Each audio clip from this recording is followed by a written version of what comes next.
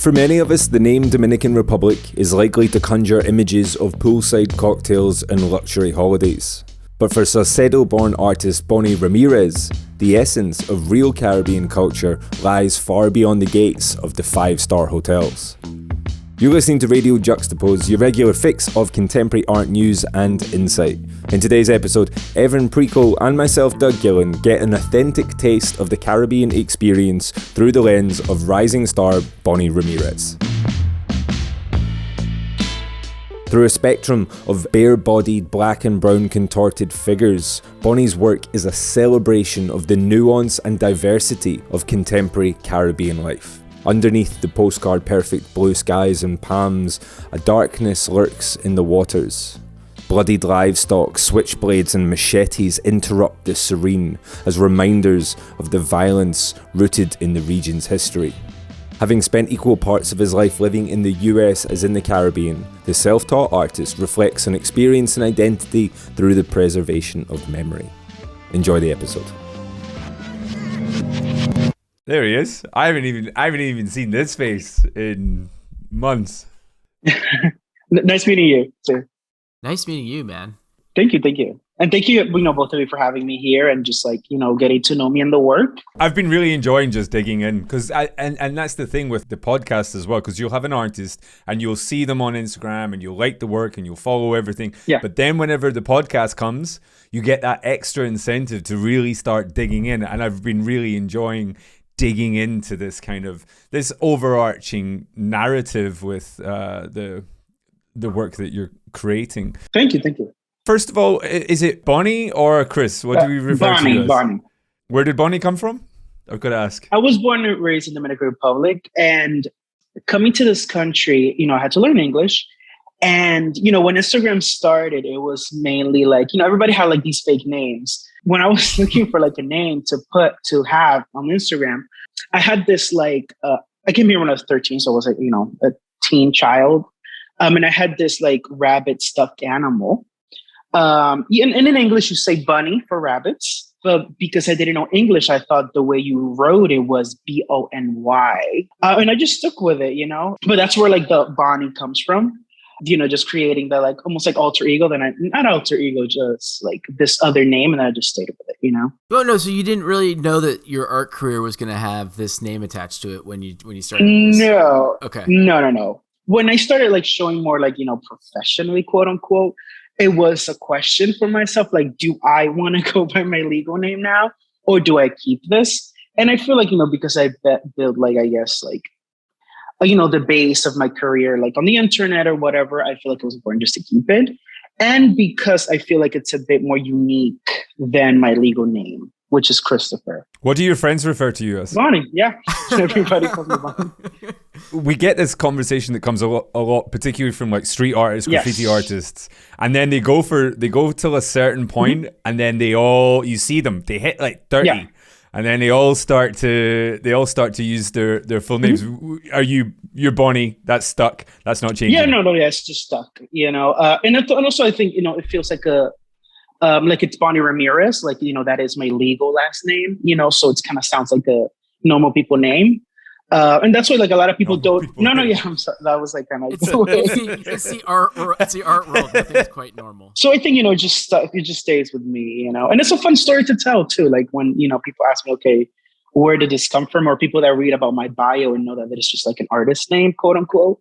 But I love it, and everybody just calls me that at this point. So except for my family members, of course. And the fact that you've had some success now in the art world and no galleries told you to change your name back, that's a good sign. Yes. Absolutely. So you just mentioned kind of what is a really important aspect of your practice and of your life, coming to America when you were 13. Yes. What was your first impression of coming to the US? It was interesting, because when I came to the US, my mother told me we're going to go to Disney World for 2 weeks, and then we're just going to go back to the Dominican Republic. Oh my God.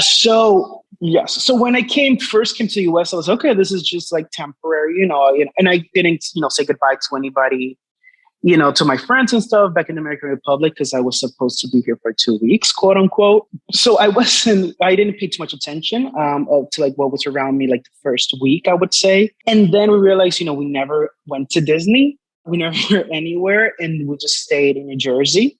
And I still remember that I stayed the first whole month in the United States. I literally just stayed home because it felt so like foreign to me, especially also because I came in the fall where like all the leaves were falling down, and I'm like, this is not normal in my country. It was just like that, I guess, cultural shock, if that makes sense. I was very lucky, that before I had, officially moved to the US, I had learned a little bit of English just because of my cousins when they traveled to the Dominican Republic. They kind of speak and you kind of like see what they're saying a little bit. I must say that I did have that little bit of help when it came to language when I was already here. So I did 8th grade and high school here. Wait a minute. So did you like, when you were about to, when your mom tells you you're going to Disney World, do you like tell your friends in the Dominican that you're like going to Disney World and like you're really excited? And then like later on, you're like, I have no stories to tell? No, 100%. It was like the thing. I'm like, because, just going to Disney, it's like, wow, because you only see it in commercials, So it was like a big dream, like, okay, we're going to go to Disney and, we're going to come back. And it's like, we're just going to be, normal once again. And during that point, which was like 2009, social media was not a big thing. So it's not like we exchanged like Facebooks or any social media to keep in touch. So I never really kept in touch with any of them, unfortunately. So there was like maybe a month period where there was just like missing child posters of you around the Dominican Republic from your friends saying, where have they taken them? Yes, but I must say, what really hurt me the most is not saying bye to my dog. If I'm completely honest, this is like. So I was like, my dog, God. Like it's not going to see me again, Oh man. Because humans understand, the whole, okay, this person gets to another country, but the dog is going to be waiting for you. The dog does not understand. Exactly. We had a guest on a couple years ago. He was a Japanese artist by the name of Madsaki, who kind of had a similar experience. His parents were moving from Osaka to New Jersey, and he didn't really, when he heard of America, there was like this kind of Disney, New York City, there was kind of this impression that he had. So when he got there in suburban New Jersey, suburban to New York City, he was kind of shocked, obviously, and was also shocked with just the difference between where he lived and particular parts of New Jersey culture. Like, what was like the first shocking thing to you that you're like, okay, well, I'm not going home.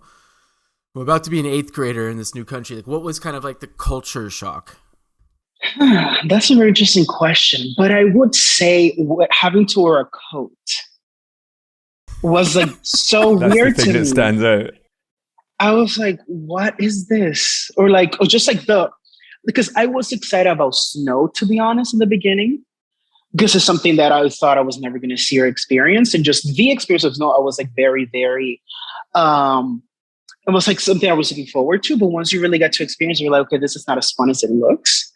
And another thing I would say that I was excited in the United States was, and especially having like the first month, like seeing squirrels around. Like I was trying so hard to catch them.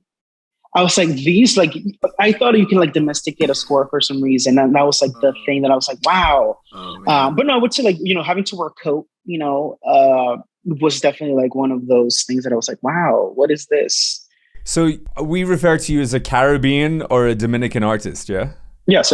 I'm interested because it's been a few years, like equal parts Caribbean upbringing to equal parts American. So at what point, or do you ever envision American factoring into that title? Will there be a point? I don't think there'll be a point. Unless, of course I can't say what I'm going to think, 10 years from now, but I think, this is just my personal definition, or like the way that I personally see it. I feel like if you were born and raised in a country, I guess that's your country already. Unless, because again, it's like you said, like now I have like both sides in a way, because I've spent almost as much time in the US now as much as I did in the Dominican Republic. So I am at that like middle ground. But I think, it's complicated. I wouldn't know how to explain it, but I think I would just use like Dominican, Caribbean artists still. because my work does touch upon like a lot of like the Caribbean Dominican immigrant experience in the United States specifically. So I'm not sure at what point would I fully assimilate or fully concentrate on, I guess, my life in America. The Caribbean American experience rather than the Caribbean experience. Yes, exactly. So if it does change, it will be more of that narrative instead of like something that's a bit more, American. Did you move into a kind of Caribbean community? What was that environment when you first moved to New Jersey? So that's actually like the reason why it was a bit more easier for me to assimilate to like America in my case. I moved to Perthamo, New Jersey, and they have a very big Dominican population. We have some family members there, so I guess that was the reason that we ended up there. So it's easy, to be there. I did 8th grade in high school here. So when I started 8th grade, everyone in my classroom was in the bilingual program, ESL program, and everybody else in my classroom had literally come to the US at the same time. So we were all like the whole classroom that we traveled together in every classroom, we were all at the same kind of level of English, which is it was nothing. So it's easy to kind of like, feel like as if you were home in a way. Because you also have people with similar experiences and going through the similar things that you were going through. So it's easy in that way. And in terms of, learning English, I was in the bilingual program 8th grade and then until I guess sophomore year in high school, that you were like, ESL level 1, ESL level 2, and ESL level 3. So it was easy also to learn the language in terms of that because of the, bilingual program that I was in. We hear this often with artists that immigrate, especially at a certain age. Was art an escape for you?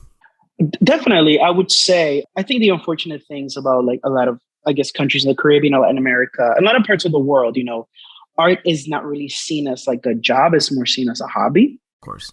Throughout the times, so whenever, like I always drew, painted and drew like back in my country, but it was just more like a fun thing that I wanted to do.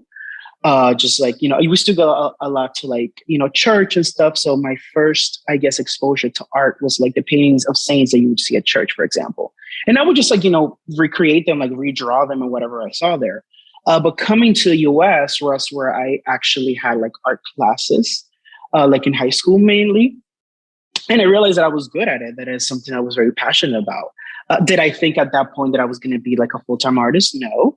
I was still, it was really what I wanted to do, but I didn't have really much examples of what I could follow in terms of that. And because I think especially like, with immigrant children or immigrant kids, we always have this pressure on our back of like making sure that, what our parents sacrificed, coming to this country is like worth it, That's why you see a lot of like, immigrant kids, they become like, doctors or lawyers, things that what our families a lot of times consider a real job or like a high paying job or like a formal job, when there's like different ways. So even in high school, I wanted to be like a architect, for example. And then I wanted to be like a interior designer or like stuff like that. And I guess the last thing that I ended up with that I really wanted to do was like a children's book illustrator. That was kind of like the other thing that I wanted to do. You just burst my bubble, dude, because you just told me that this is a job. I thought my life was a hobby. No. And sometimes, you still have to explain to my family, like, no, this is like a job. Like I have responsibilities. No, even when I was coming here this morning, I told my mom, I have to be in the studio by 10 a.m. She's like, you don't have to do that. I'm like, yeah, we have responsibilities. No, actually, that's a really, really, really good thing. Because you're a young artist emerging into, a successful career, like you've had solo shows the last couple of years and everything. When was the first moment you were like, oh, this is kind of a job? I think in my case, it's such a like specific story because as a self-taught artist, because I wasn't able to attend, art school or college. I finished high school, and then as a recent immigrant family, was not going to put that, I guess, financial burden until, my mom especially, to go to school, and I really wanted to go to school. I just wasn't able to. So for me, it was a bit more of a different, I guess, route, getting to where I'm at, because I didn't have like, teachers or like people that would like push for my work and stuff. So it was like a weird, kind of turn to where I'm at. It was mainly like in the pandemic where everything started to happen. But I think the moment when I felt like it was like a job or like real, I think when I I had to make the decision of quitting my job, quote unquote, to do this work. It was at this moment of like, my career was taking off, and I was offered like the solo show, like my first physical solo show. We're talking about summer of 2020. Ever since I graduated high school, I only had one job. I used to do construction all the way from 2014 to, middle of 2020. That has been the only job I've ever had. So I guess when, art felt like the real job thing was when I had to make that decision of, take that leap of, have to quit this quote unquote real job to focus on this, So there was it took a lot of like, I guess, mental strength and confidence that this career was going to work out, And I always tell people, I've always been very shy. So I feel like even though I didn't believe in myself as a person, I believed in the work enough to know that it was going to take me to where it has taken me, So I guess like that's where it felt real, when I really had to like make that decision of, okay, once I quit this job, there's no turning back, and everything's going to be fine. Everything's going to be good, And that's like the miracle of like my whole existence as a career. Like it's basically almost like this miracle thing of, I'm a 26-year-old that just came to this country in 2009. I wasn't able to attend school, and I'm still making this work, So I feel like once I got to that point, I was like, okay, things are going to be fine. I was meant to be this, whatever this is, no matter what. So yeah, I think it took a lot of confidence, or like a lot of trust in myself and in my work to be able to make that leap. I'm interested there. You referred to there as miracle, but I don't believe really in miracles, or that this was a miracle. This was a combination of circumstance and hard work, I would expect. Maybe I'm just a realist in this way. And if I'm listening to this and I'm in a position like you, maybe you were 10 years ago or 15 years ago, and I'm sitting here, first generation immigrant, I don't have the resources to go into art school. What were some of the key elements of this journey, this miracle that helped you get into that place where you were able by 2020 to get that first solo show? How did you get your name out there, and what tools were you using to teach yourself? Yes. So basically, once I, wasn't able to attend school, I was basically just painting or like working on art on the weekends. In the beginning, I thought the right way of like breaking into this like art world thing was like doing a lot of like open calls. I used to do a lot of open calls. I never really got any of those, or like 99% of those, until the last two that I applied to. So my tool, and this is something the way I was promote to other artists, like was Instagram. Literally, Instagram was my way of getting my work up there. Again, I wasn't getting any of the open calls that I applied to. I wasn't like showing anywhere other than like, like smaller community center shows in like New Jersey and stuff. But Instagram was the platform that really helped me, spread my work out there, And it's like in the pandemic, there was a bigger focus in terms like looking at art online more than, because again, a lot of these like gallerists or like art dealers, they just go to these schools and like the MFA programs and just do the studio visits. And that's how a lot of times, or most of the times, they get their artists from. And I think when the pandemic happened, there was a bigger focus on like, okay, I can't go to these schools anymore. Let's just look online, see what's happening. So I think I would say just like when it comes to Instagram, like make sure, and that's how it has become now, where like your Instagram page is basically your portfolio now. When people like, look into your page or your name, it's good if they see like an organized, portfolio in a way.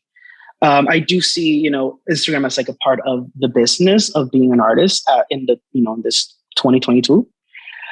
So I would say definitely, know how to, manage yourself when it comes to like the online presence. Again, I'm personally promoting this because this is what worked for me. And if it worked for me, it can definitely work for anyone else, as long as you put, of course, the work and the effort and like organize and everything. I really like the timeline on your page, actually, because I think with a lot of artists, they kind of get to a point and then they're like, okay, cool, we're just going to scratch the last 6 years and we're just going to fucking pretend that didn't happen. But you're like kind of cards on the table, 2013, you're like, here's what I'm doing. And you really see that journey up to where you are. And it's a real kind of, it's a treat to see that. I mean, I kind of did like archive some things, but I did want to leave like the older posts so people can to kind of see that evolution not only in the work but also in the career too. I think it was important for me to just leave it there. And I was thinking in the beginning of, okay, let me just delete everything like pre-2020. But then it was important for me to leave it there and just see how I was myself, how I was thinking, how I was like moving, and how my work has evolved.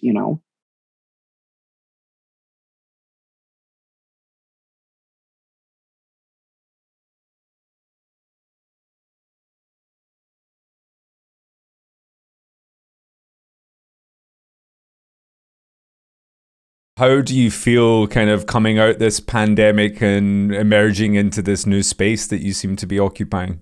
It's been interesting because, again, I started more like showing like in the pandemic time. So a lot of the first shows that I had, including my first solo show, were like, still like super restricted, COVID like mask and like, restricted number of people that can enter the gallery, for example. In the beginning, that's what I was used to more, specifically like most of 2020 and like the beginning of 2021.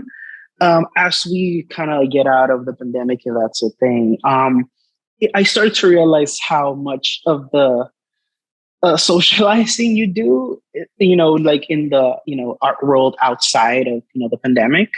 Especially like with like the art fairs and like the different shows that I have done. It's definitely, the whole social scheme of things it's really draining a lot of times. Especially like, having to repeat yourself a lot of times. I'm the kind of artist that I do like to explain my work a lot to people and make sure that they understand, what they're looking at. So I would say that has been the only like difference, the more like interacting with people in person and like having to, explain your work, explain what you're about and stuff, and just the like different things, like I just had a solo booth at Independent Art Fair with a regular normal gallery. And I guess this was my first time experiencing like New York Art Week in the full essence of what it is, with like all the dinners and the galas. And I was like, when in the world was this happening? Like I didn't know that was a thing. And this year, so when I'm like, okay, this is actually a thing when they do these like all these events with this 1 week. So it's definitely like those things. And I keep learning, different things. And even going back to your previous questions, not being able to go to school, I basically tried to teach myself what I thought, art students were being taught in school. So I did try to learn a lot about the gallery system. I did try to learn a lot about the art fair system and different parts of the art world that I thought was more than beyond just creating art. Because I thought this is what, the people were being taught in school. But then, I layered on it, understand that they not really taught about this kind of stuff. But that's what I just taught myself because I thought that's what I was missing. So I made sure that, once I got to this point that I was ready as they were, So I guess that has helped me too in the beginning, trying to learn how things work to kind of be able to navigate it easier. A lot of what you're saying is talking about this idea of being self-taught even in how to get into the art world itself. But since you do say that you're speaking a lot about the Dominican Republic and the Caribbean, do you find yourself like studying Dominican art history? Like, have you gone back and looked at kind of perhaps maybe have you done your own kind of art history education as you've kind of jumped in? No, absolutely. I think my work does touch upon a lot of like the historical part of the Caribbean, which is something that I didn't learn while I was there. So there has been a lot of like, research and searching when it comes to that part of my work, as well as me, revisiting a lot of my memories from the Dominican Republic and rethinking how, I used to see things back then, but now and appreciate more now that I haven't been back or that I'm not living there, for example. So there's a lot of like, research or like a lot of remembering or a lot of things I would like loosely remember something that I have to like Google, like, okay, what was this about? Because I only remember how it looked like, but I don't know, the meaning of it was, what was it used for? So other than like actually researching the history as well, is also researching a lot of things just, that are common now that I didn't pay attention to it while I was in the country, for example. Yeah, I mean, yeah, because you were mentioning how you lived half your life there, half your life in America, and so that impression or what you're learning about your home country changes because it's like you've now spent 50-50. So like the way even the way you paint about the Dominican is probably so much different than if you were staying there. Like there must be like this kind of constant kind of almost fun conversation you're having with like your memories and like your life experience. Absolutely. Like that's what I tell people a lot of times, like a way for me to almost like make sure that I hold on to those traditions, to those ideas and the things that I lived through as a child is just like putting it in the work, for example.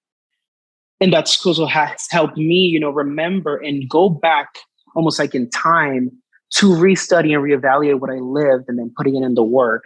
And in that way, I guess like informing myself and having to relearn a lot of the things that I lived and that I completely forgot about, for example. Or sometimes I'm just painting something specifically and I just get like this like flashback to something else that I also live in. I'm like, oh wait, now I remember this.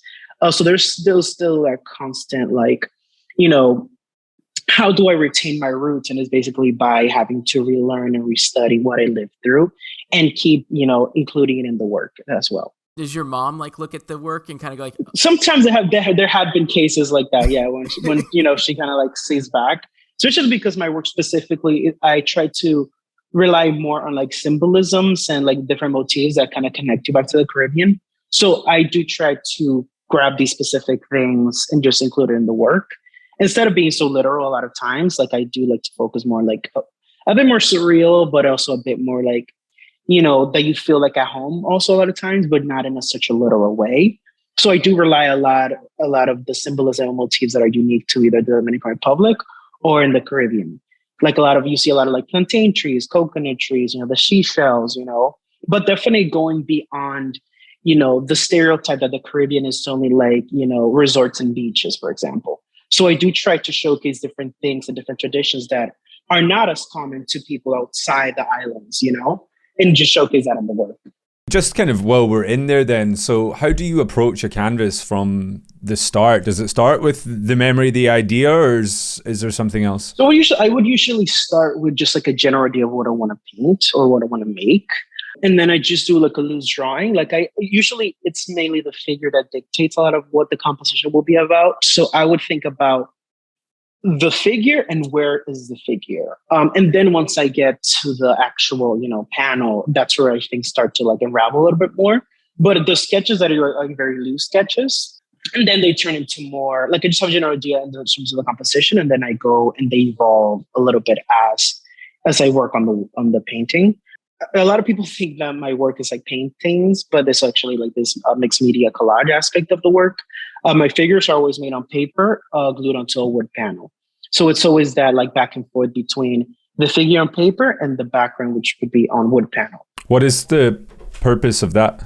I mean, I always loved working on with pencil and like oil pastels and stuff. So basically the figures are a combination of an acrylic wash, colored pencil, and oil pastel.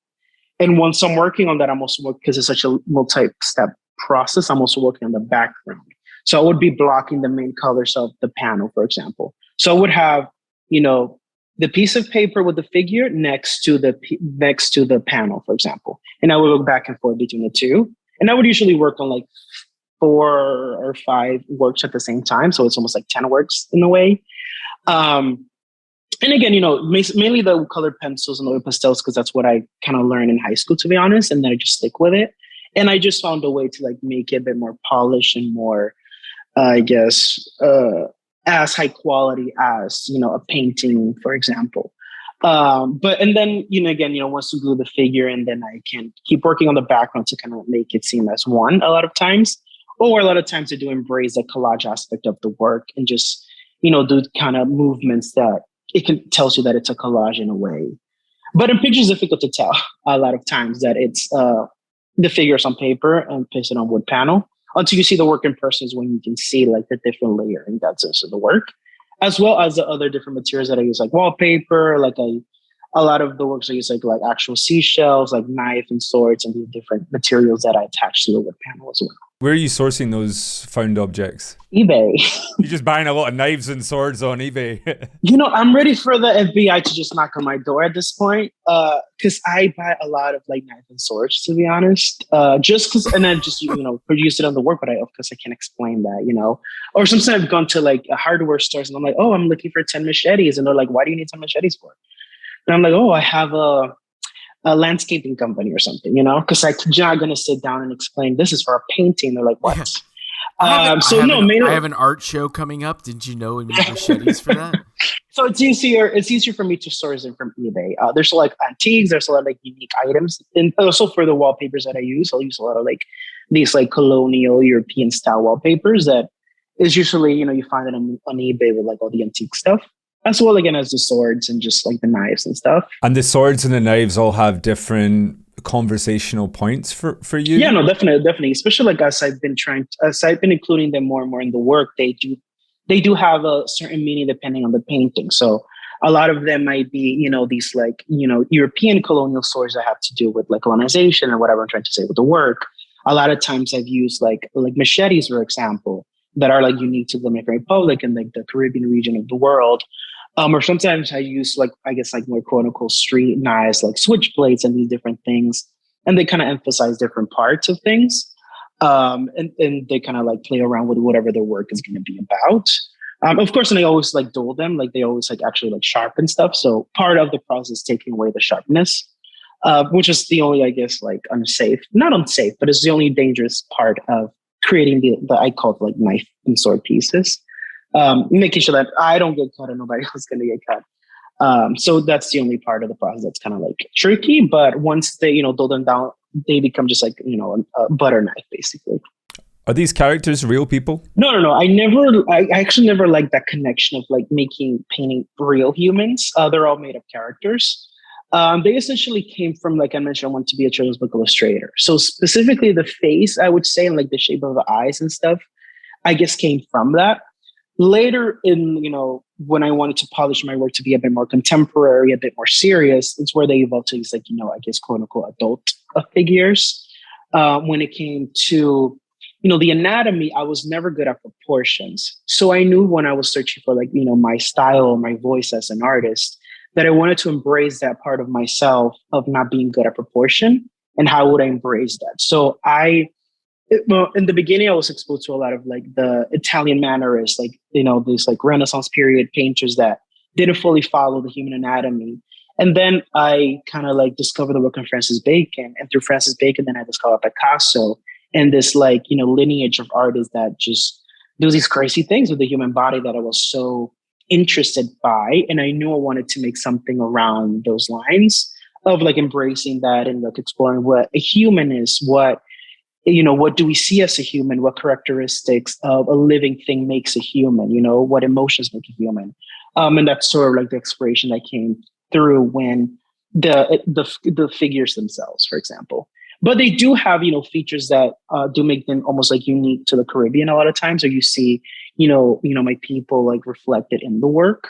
I think it was important, definitely, when it comes to like, you know, as a figure of painter or a figure of work, you know, and especially comes to the United States, you know, seeing that Caribbean art and the contemporary art scene is not something that's really like shown or spoken about. Like there's literally just like a handful of artists that are really showing the Caribbean or what we're about. So to me, it was very important to so that people from the Caribbean feel reflected in the work, whether it's like through the motifs or through the figures. But there's definitely that sense of like, or the responsibility I just take upon myself to make sure the Caribbean is represented in either way in the work.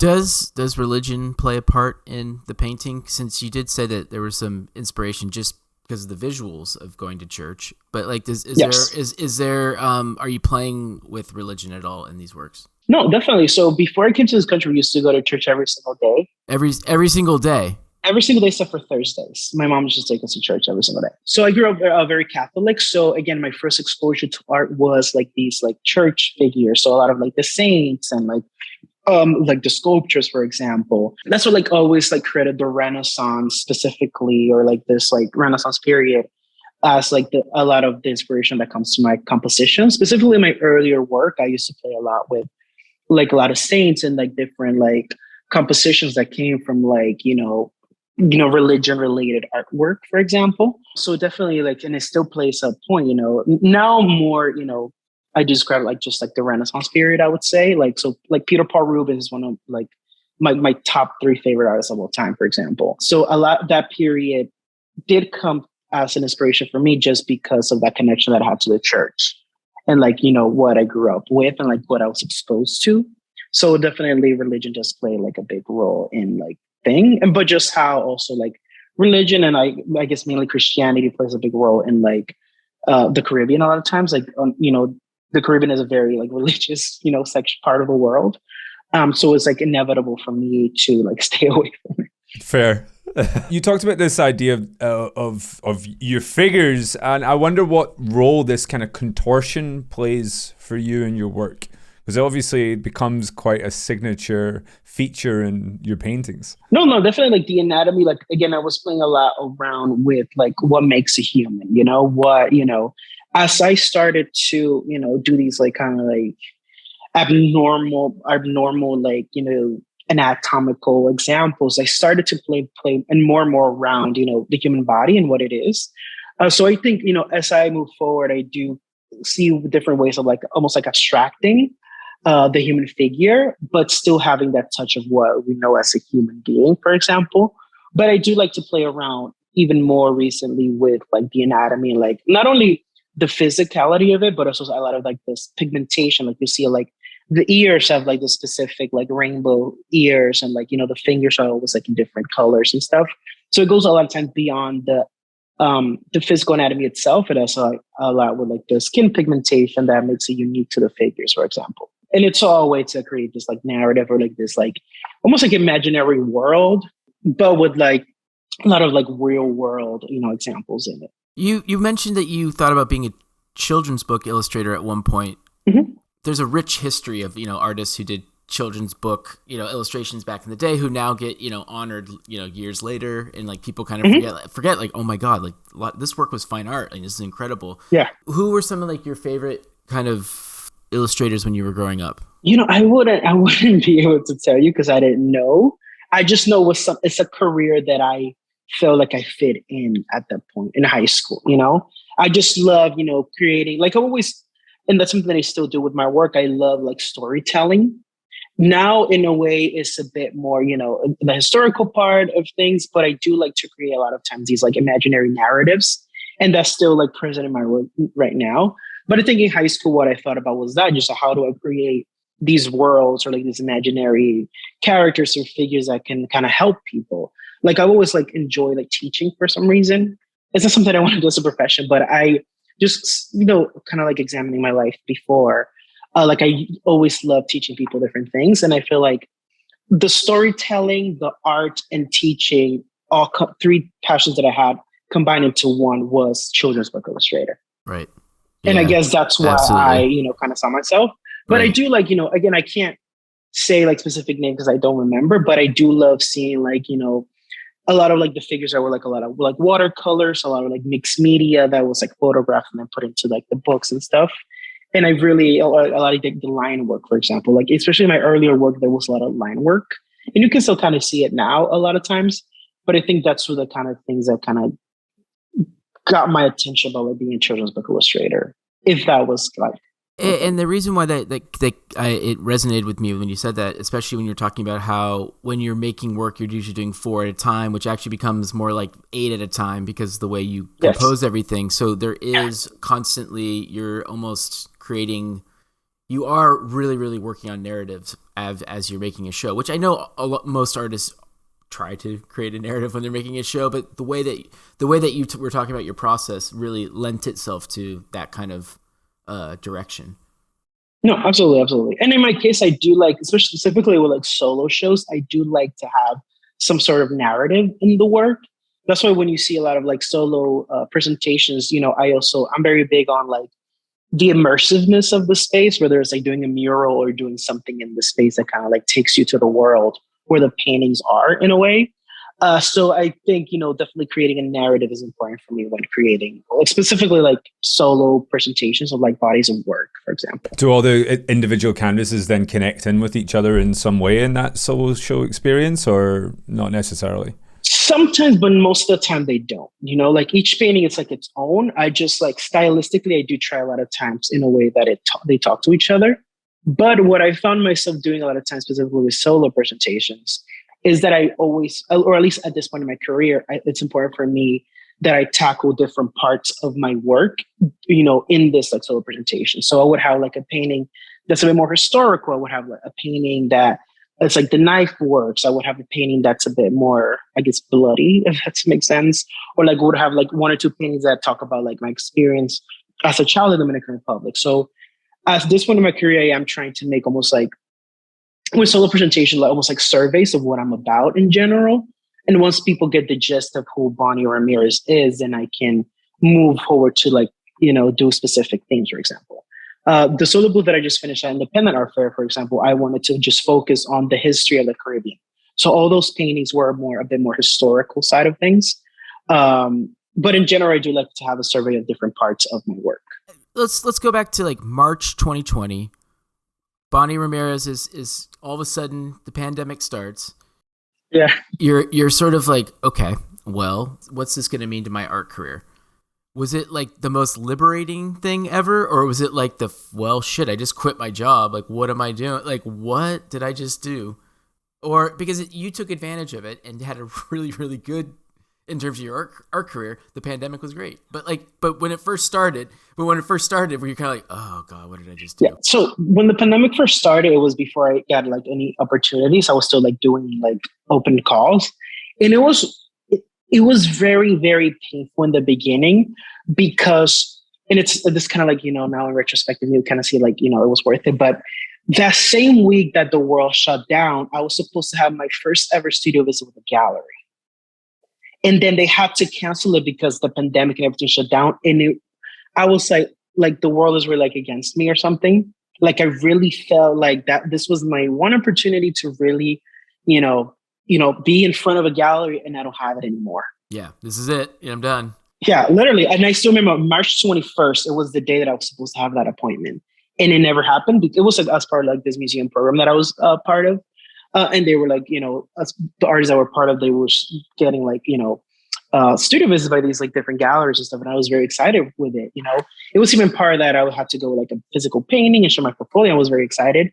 And then when the world shut down, it was, they just canceled it and say, oh, we're just going to move it to the end of the year. But then as the pandemic became more and more common, and, it kind of, I just had to forget about it, But, then, the other opportunities came from just like posting the work on Instagram. And that's where like, how like an online show, for example, that was my first, like, I guess dip into artwork, like an online show. And that's where it kind of helped, kind of further my practice a little bit more and get my eyes on more people as well. I did also some like online art fairs because all the art fairs were canceled, and like some of the works were just put on online art fairs that also help even when other galleries see my work as well, other than other collectors and people. And then it just went from there, And then like at the end of 2020 was where I had like my first physical show.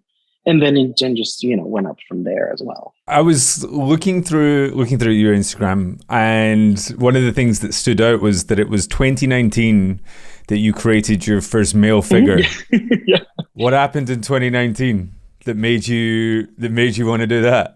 Or did you just had the realization, or was there a catalyst moment where you're like, holy shit? No. I think in the beginning, I just had them like, I guess like boy figures, like, child male figures, if that makes sense. But I had realized at that point, I was like, damn, I haven't made like the male figure. But it was mainly because I was like shy about doing it, because I didn't want it to look like too, like as a queer artist, I didn't want to look too erotic in a way. Like I didn't want it to have like that connotation to like my male figures, because that's what I'm attracted to in a way. So I was always afraid of kind of like going there. But then I was like, it's important to have, other figures and also get out of my comfort zone.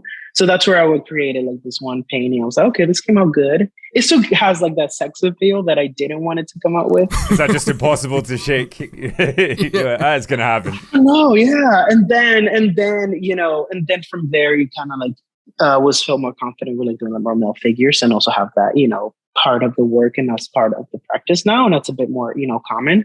Especially when I did like recently, I guess like I did like my first male full frontal, like the first time that actually picked like genitals in my work. And it was like really liberating, I should say. It was really nice. It was amazing. It's a great piece. So it's like this guy laying on his couch with like, his legs wide open. But it's a great piece, and I do hope to include that more in the work. And more specifically, I feel like I haven't touched upon like the queer side of my work yet. And that's something that I want to explore a bit more as I expand my practice more. I was going to ask about this because I actually don't know a huge amount about what does and doesn't constitute queer art. If you're a queer artist making art, by definition, does that make it queer art? Yeah. Or do you have to explore certain themes in order for it to be queer art? Yeah, no, unfortunately, in the art world, I feel like, you know, you have to almost in a way explore like the queer sexuality for you to be considered a queer artist, you know? But I'm a queer artist and I make art, so I should be a queer artist. But I'm rarely put in those boxes because a lot of the content in my work is not queer, for example. So it's like this tricky thing in the art world that I don't think it should be like that. But I feel like I need, just for my own sake, just put it more out there. Just because it's a bit of more evident as well too. But I have noticed that, unfortunately, you know, unless you have like a penis or like something, it's not going to be considered like queer art, for example, for some reason, you know, and it shouldn't be like that, you know. Do you think those labels help or hinder the artist? I don't think they help, to be honest. But unfortunately, you know, I guess that's how we see it, because I guess sexuality is it has to be almost like transparent for people to see it. So unless people see like two figures, you know, having like, you know, something sexual going on, they try not to see it that way unless there's something literally happening. And I guess that's why, you know, I guess like queer art, if there's something around there, it's only, you know, basically like sex in a way, unfortunately. When it can be, you know, expressed in different ways as well. When you were in the studio and you were painting, you know, you finally got to a point where you wanted to paint a male nude and you were going to present it in a show. Did it relax you? You know, it's been pretty interesting because I've noticed that specifically with with males or like men in general, they don't like to see other, like the male nudes, for example.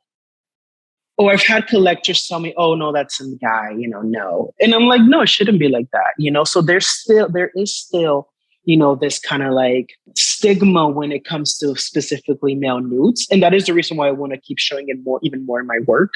So there's actually a space for that as well. Again, and it's like, you know, so this thing of like, how do you create a male nude without like the sexual connotation that it's usually, you know, put through, for example, a lot of times, or specifically because in my work, I focus so much on the human anatomy that's the reason why a lot of my figures are naked, because that's the way that I can show the different twists and turns of the human figure. So that's why even like, again, with the male figures, I like to show skin a lot because of that, because that's the way that I can show, you know, all the twists and turns that I can make in the human body, for example. But no, yeah, there's still that fear, especially like the piece that I mentioned with like my first, I guess, my full frontal, you know, I knew there was going to be, and it's so funny because, you know, I feel like a lot of people were taking pictures with it was for a group show. And if people were taking pictures with the other works and like that one, like nobody took a picture in front of for some reason. Because you can't post it on Instagram. So people would be like, I'm a little worried about posting this one. No, but I think, because it hasn't been removed from my Instagram because I guess it's good. Not fully, because I guess the algorithm doesn't see it as a nude because it's not physically accurate. Right. But no, there's still this like stigma of like posing next to like a male nude specifically, for example, or just like having that in your house a lot of times. I was thinking about this too, that, you know, Renaissance painters painted the male nude in a very, very literal way. I mean, obviously there was some manipulations of the body, but then when you were talking about Bacon and Picasso, they would paint nudes, but they would contort the body to a point where you couldn't really even see what it was they were painting. So you're kind of dealing with like two inspirations that are like, you know, that art history has sort of had a conflict with. So I like the fact that you are now embracing it. Yes, no, and a lot of times with my work, I do specifically with like the child figures. They have almost like this like genderless feel to them. And I try to do a lot of times with like the adult figures, it's just like almost like inevitable to like showcase that. But a lot of time, and that's the reason why I have been hesitant to like, you know, paint genitals at all, because I don't want the connotation to the work, because I explore so much of like what it is a human in general and not having to put these labels on the figures as well. that it kind of changes, you know. But I think also like, I guess gender is something that I explore a lot in my work in terms of like making it like a spectrum and not saying, okay, this is like a female figure, this is a male figure, this is just a figure, for example. And that's the kind of like part of like the practice as well. The only other one that I really wanted to touch on was you kind of low-key mentioned it, and I believe that this might be the influence of Bacon coming through, but there's a really sort of like quietly understated sense, or I believe that there's a quiet understated sense of violence in some of your work. Do you think that's an accurate statement? And if so, what is the purpose of that violence? I think, to me personally, because a lot of times, you know, because my figures a lot of times can be seen as like playful or like fun, or like I do want to have the serious aspect of my work. And in the beginning, I felt like showing a lot of like this violence and things. It was important for me to like kind of it helps me break that fun that there is in the work. Just because, you know, I use a lot of like bright colors, a lot of the figures. But if you also like look into a lot of the works, a lot of the figures, they're never smiling. They always have like a serious face. So I guess like the violence came to emphasize the seriousness in the work, as well as I knew I didn't want to become just another, you know, poppy figurative artist. And I think specifically with like blood and violence is something that a lot of artists decide not to touch upon for, you know, obvious reasons, for example. But I do, you know, now that I say, you know, that I like painting blood, but it's such a cool thing, you know, or just like, you know, these like different depictions of things. And it's also, I guess that's where the influence, not so much of Francis Bacon, but I feel like a lot of the Renaissance paintings, you know, they didn't limit themselves to go there, for example. And I think, you know, that's sort of where it came from mainly. And then, of course, you know, with Francis Bacon also like, you know, having that same conversation, these other artists are having the same conversation. So, you know, definitely like, you know, blood and violence will definitely always be part of the work. He says with a big smile on his face. A mischievous grin as he says that. Yeah. I mean, you know, I'm already using literal knives and swords in the work. So seeing the decapitated heads shouldn't surprise you at this point, you know. Since, you know, we're mentioning it, the last great art show that I saw was the Francis Bacon show at the Royal Academy in London this past summer and fall. Actually, it was more like fall. What's like the last great art show that you saw that kind of made you go back to your studio and be like, all right, I better get my shit moving? But I would say I went to the Margulies collection in Miami, and there's like an Alison Kiefer kind of section of the exhibition. And I guess like all the materiality of that exhibition, the materials that he used, and like me not being too familiar with his work, it was one of the things that I saw. I was like, okay, well, this is something that I should really learn from. And that really inspired me to really, again, like you said, go back to the studio and just see. But I'm also somebody, again, like, because I recently visited Miami for the first time in my life, like back in February, because I did a residency there. And I guess just spending time there, seeing the nature. There's this garden called Vizcaya Gardens. And it was like this mixture of like these like tropical greenery, but this like castle-like house. And I guess just like experience, which is like two combinations that I see a lot in my work, this like royal feel, but this also like Caribbean tropical feel into one. So being in that space for the first time was something that was also inspiring. You know, it's like you go through, like you walk through like the state of this house and you like all the decor and stuff. And that was very inspiring for me, to be honest. There we and go. This is just me thinking. That's an answer. I love it. Yes. Yeah. But I also say like Carol Beauvais, she had a solo booth at the Freeze with David Zwerna. Like that was such an inspiring like booth. I'm like, wow, like this is what I want to do. In terms of how immersive it was, how great the work interacted with the space, and how grand it felt once you walked in. And I would say that's one, like the most recent like wow moment that I had, I guess. I think that's a really well-rounded answer. I only have one more question, which I actually meant to ask earlier. Your work, because it's coming so much of the time from personal memories and these narratives and this idea, it's something that is deeply personal to you as a human. How does it feel when you have to let it go and sort of step away from it? Does it bother you, or do you build a connection with it? I think And I think with all of my work, there's still an essence of myself in them. So I think I never fully detach myself from certain parts of myself. Only like a lot of like the more historical works, I know that I can't include too much of myself. But I always find a way to tie it into my existence, if that makes sense. And specifically, something that I personally struggle a lot is with doing any like fully autobiographical works, either like a self-portrait physically or like a work that specifically talks about myself. And that's something that I've been trying to let go of. I do want to make at least more, or like just make it more often when I have a work. And then when I explain the meaning, I can explain it as something about myself. I think I always like generalize like my ideas in terms of like things that we all as a community have lived, even like those, they're very specific, but I feel like a lot of times I just make it a bit more general, even though it's something that I lived specifically myself, but I try to like make it a bit more general. And I feel like more I should try to put a bit of myself, if that makes sense, in the work more, like to be a bit more literally autobiographical about myself. Because I feel like a lot of times I guess I'm afraid to open myself up too much when it comes to my art. I was going to ask if there was a reason that you didn't. Yeah. Is this a fear thing? There's just a part of myself in the work, but I just feel like I have until recently haven't made a work that's too autobiographical. I did this like conceptual sculpture of like this coconut with like these like blades on top of it, and I guess that was the more for my first try at me trying to open up, myself in my work more. So I do want to try to do that a bit more, to be a bit more myself in my compositions, for example. Have you ever attempted a self-portrait?